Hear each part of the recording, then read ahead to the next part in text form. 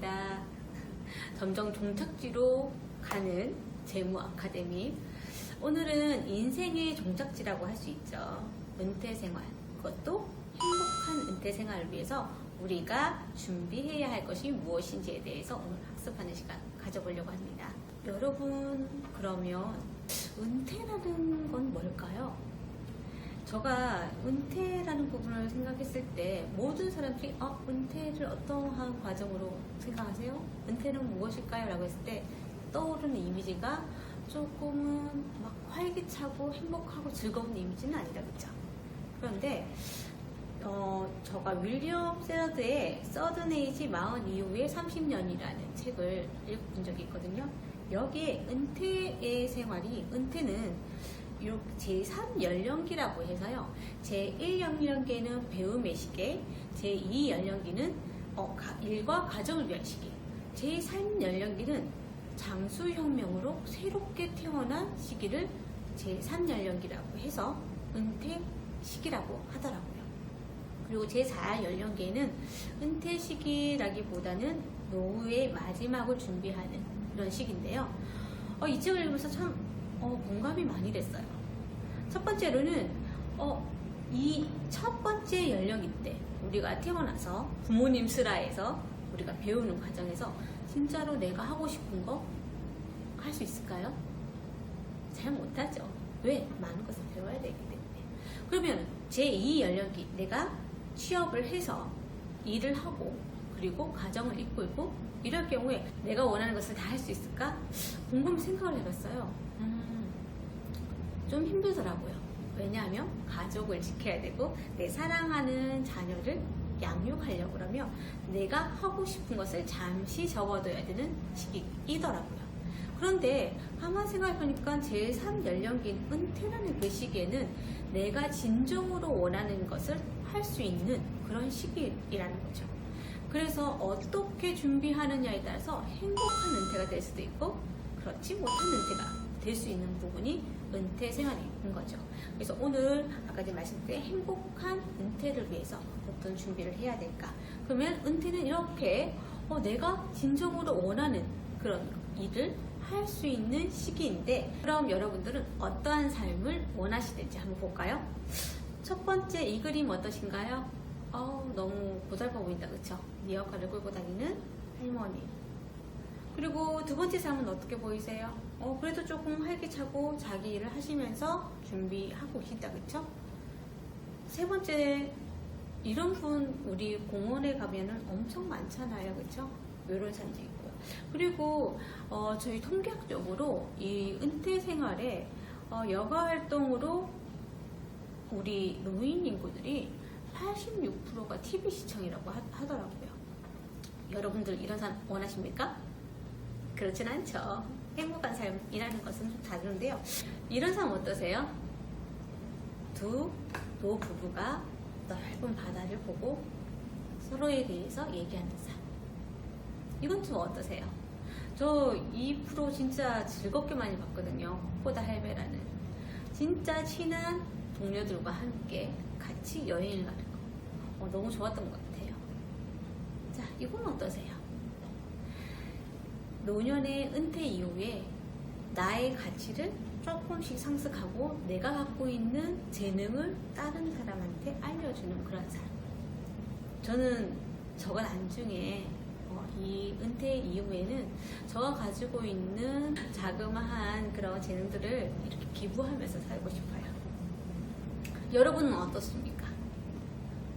여러분들도 이렇게 친구들이랑 여행을 간다거나 아니면 누구와 함께 손잡고 여유롭게 얘기를 한다거나 혹은 자신의 가치, 자신이 갖고 있는 재능을 기부하는 삶 좋으시겠죠?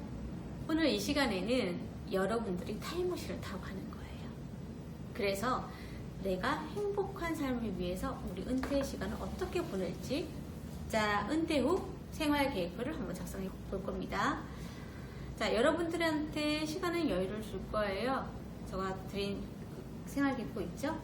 자, 나는 언제 일어나서 언제 잘 것이고 이 안에 시간들을 한번 채워보시는 거죠. 자, 어떠신가요? 이 시간들 작성해보니까 어떠신가요? 네, 맞아요. 거의 대부분의 사람들이 처음 작성할 때는 엄청 막막해 하세요. 그런데 저와 함께 같이 걸어간다던가 여러 가지 이런 재무 아카데미 교육을 한두 세 번 하는 경우에는 자신이 원하는, 지금 현재는 못하지만 차후에는 하고 싶은 일을 한번 정리해보는 뜻깊은 시간이 되더라고요. 여러분들도 지금이 아니더라도 한번 해보고 차후에도 해보고, 그리고 이게 매번 해볼 때마다 더 알차게 구성될 수 있을 거예요. 왜냐하면 내가 하고 싶은 것들은 엄청 많거든요. 여러분들도 한번 작성 한번 해보세요. 자, 그러면 지금 여러분들이 작성하는 데 있어서 참 힘들었던 게 뭐다? 어떻게 시간을 보내야 되지? 아닌가요?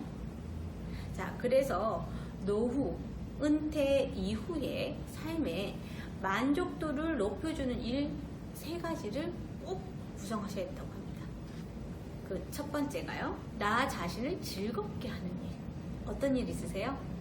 내가 어떤 일을 할 때 시간 가는지 모르면서 즐겁게 하는 일을 하나 만드셔야 된다고 합니다.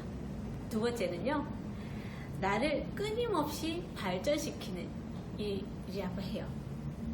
정체되어 있지 않고 내 가치가 무언가를 조금씩 더 잘하는 그런 일을 하나 만드셔야 됩니다.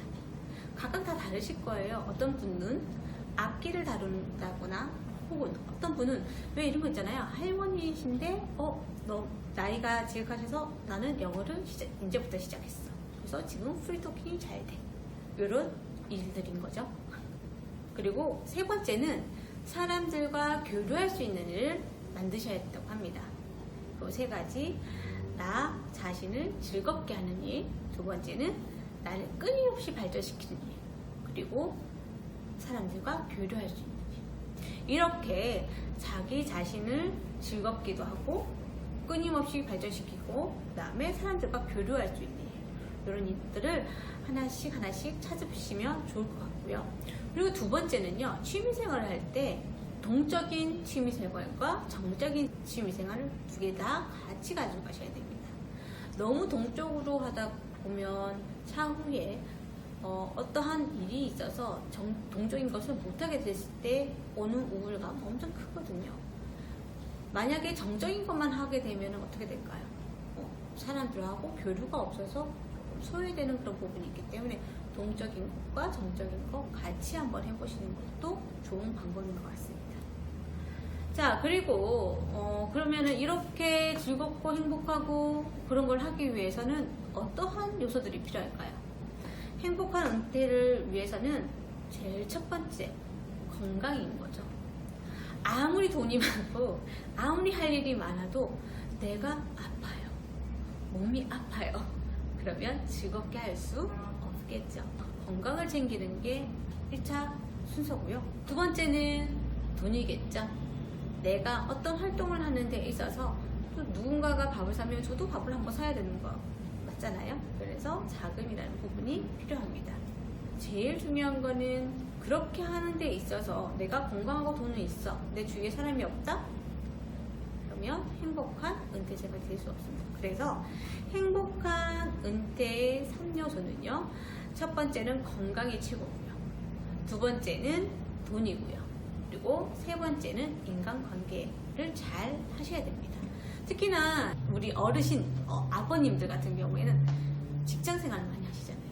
부장님이나 과장님이나 혹은 이사님이나 이렇게 하시다가 직장에서 딱 나오시게 되면 그럼 직함이 없어져요.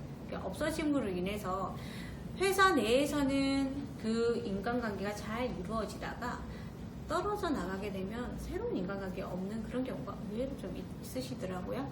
그래서 이 회사에 근무하시는 분들이 차후에 은퇴 이후에 내 삶을 살아가는 데 있어서 같은 취미생활이라든지 같은 무엇인가를 지금부터 조금씩은 준비하시는 게 행복한 은퇴를 위해서 조금 좋은 방법이라고 합니다.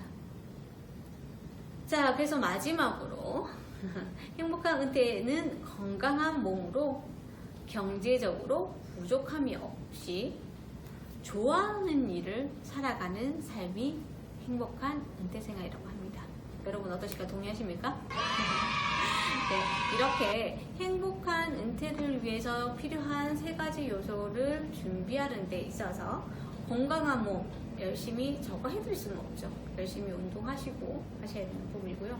2번째, 좋아하는 일을 하면서 사는 것은 여러분들이 좋아하는 일을 하는 것이기 때문에 저는 경제적으로 부담감 없이라는 그런 부분에서 다음 시간에 조금 있다가 만나 뵙기로 해요.